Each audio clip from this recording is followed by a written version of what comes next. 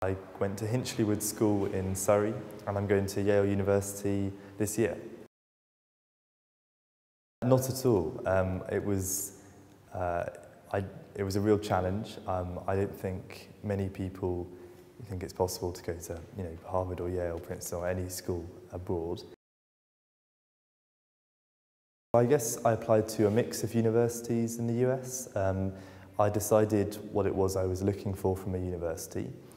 I wanted a university rather than a liberal arts college. I wanted to be in the East Coast if possible. I wanted somewhere that I could get involved in politics and I was interested in history, so something with a humanities aspect. And I applied to a range of Ivy Leagues and non-Ivy Leagues as well.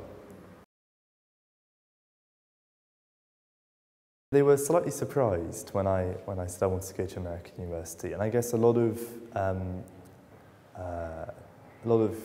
kids at my school wouldn't be going to university in the UK or the US, and actually only a few had applied to the US before.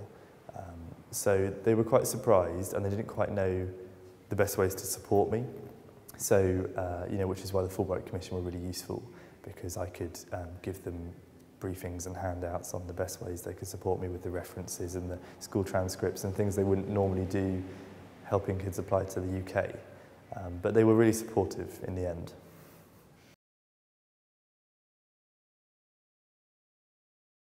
My friends and family thought originally it was, I guess thought it was a bit of a joke, going to Harvard or Yale or Princeton or somewhere across the pond. But actually, when I think they saw the level of work that's needed to go in, and they saw the work I was putting in to write the essays and to go to the interviews and to do the research, I think they thought, this is a really great opportunity. A lot of people, I think, as well, didn't really understand the differences between the UK and the US universities. And when I explained things like the liberal arts system, the way that I could study more things, and that really appealed to me, I think they saw that it was a really great opportunity.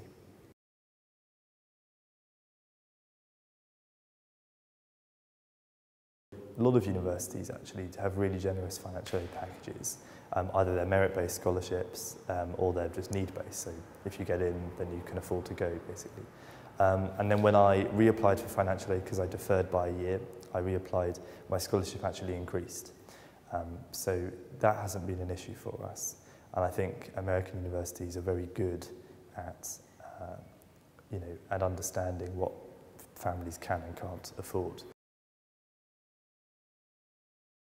I'm really actually looking forward to the liberal arts system. I think to go to America for university, you have to be obviously quite inquisitive and curious.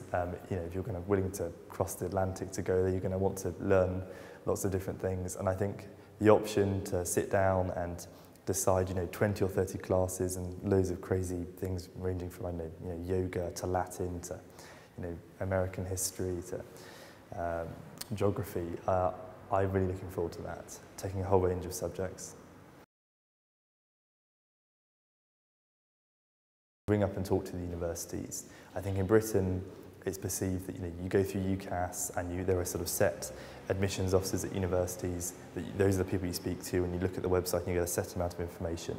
That's not really the case in America. You ring up Harvard, they'll tell you something different to Yale, to Stanford, to Princeton. They're all looking for slightly different things. And if you just ring up and talk to people in these American universities, that can be really useful, and they can give you really helpful advice.